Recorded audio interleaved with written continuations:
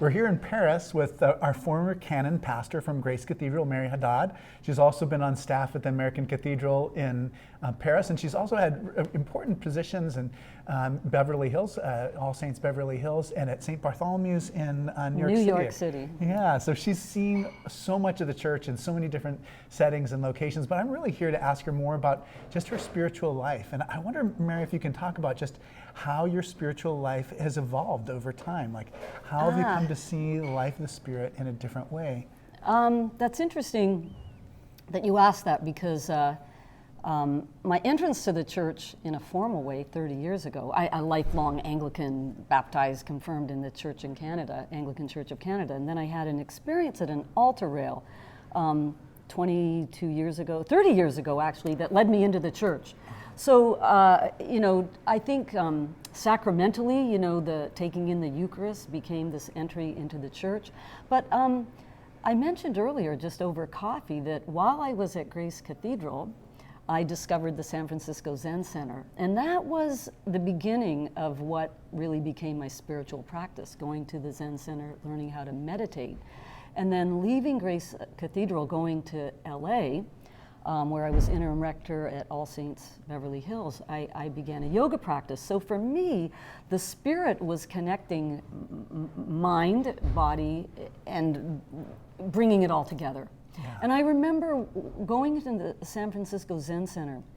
What was so moving was going into the Zendo and taking your shoes off, and entering the Zendo. Yeah. So that unified way of being mind and body and spirit just spoke to me as something that was missing in the church. I've always said the church left out the body. I totally agree with you. And we speak today of embodied spirituality, like it's a thing, when it was always the thing, integrated.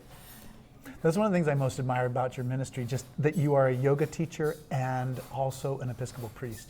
And I think that's something that I think is such a gift that I receive at Grace Cathedral, is you're right, I think Christianity is lacking in physical bodily practices, and that yoga really helps us. Absolutely. I abandoned my my teaching yoga so much, although I go annually to Greece with a yoga teacher, and I do meditation. So meditation is actually the thing that it goes wherever you are. You don't even need a yoga mat. You just the breathing, and that's the first thing I did when I came to the cathedral in Paris, was begin to lead meditation.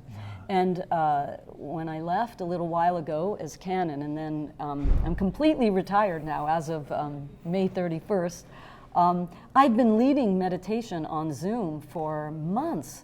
And I do these pop-up meditations where I give people like a day's warning, because I just want other people on the screen, which is the whole thing about community, the Sangha. That's the great phrase. And when Thich Nhat Hanh died, and he, who was going to be the next Thich Nhat Hanh, the leader, he said the next leader will be the Sangha. Yeah.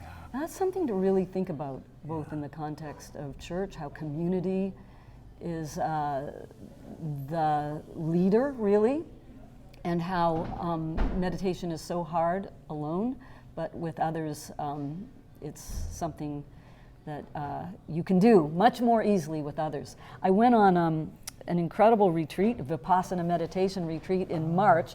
It took kind of not working to have 10 days where you could dedicate. Have you heard of that, the Vipassana meditation? It's 10 days, 10 hours a day where you're meditating, starting at 4:30 in the morning.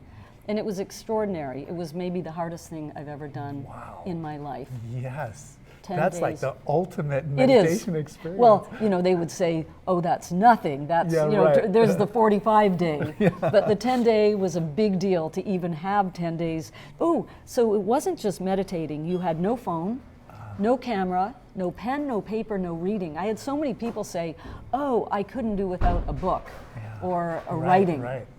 But that was completely, and I think it was in Lent. Is Perfect, that exactly. what do we think Jesus Yeah, was doing exactly, in Lent? exactly. What do we think he was doing? Yeah, he wasn't taking Well, it pictures wasn't with his Lent cell for him. phone. Yeah, it was life. Yeah. Yeah, I love it. Meditation has been a huge part of my life. Yeah, my yeah. parents introduced me to a Hindu meditation teacher, and Wow. so it's passage meditation. So I memorize like Psalms and say them very slowly, every day. But I wonder if you can just describe what it is that you're doing in meditation. Breathing. Well, breathing. But I think the key is, as I've over the years, is you're becoming aware. I think the myth of meditation is that you're going to chill out. That's nice if it happens, but Yeah. it doesn't happen often. Right. So what you're really doing is cultivating an awareness and a gentle openness to the present moment, which might be very chaotic and very troubling, the things that are on your mind, but you're just open to them. And if you can, and I think we talk about this, actually the yoga studio in LA, where it became a daily practice for me, said it takes 40 days to change a neural pathway in the brain. And I thought, why aren't we using in our promotion of Lent, like science? It takes 40 days to change a neural pathway. But that's what we're doing. We're in meditation, we're changing the pathways in our brain from reacting and going down that rabbit hole of following a thought and a response to something that's happened, to just coming back to the present moment and being open to it, because you know it's going to change, and it does. Well, I'm so grateful for you making this time for us in Absolutely. Paris. And what a blessing We've just is it? begun. We're going to We've have just some begun. fun. We're about to go out and see the city. Absolutely. So Mary Haddad, we're so grateful to be with her today. And I'm Malcolm Clemens Young, and I'm the Dean of Grace Cathedral in San Francisco, California. Thank you for watching More Good News.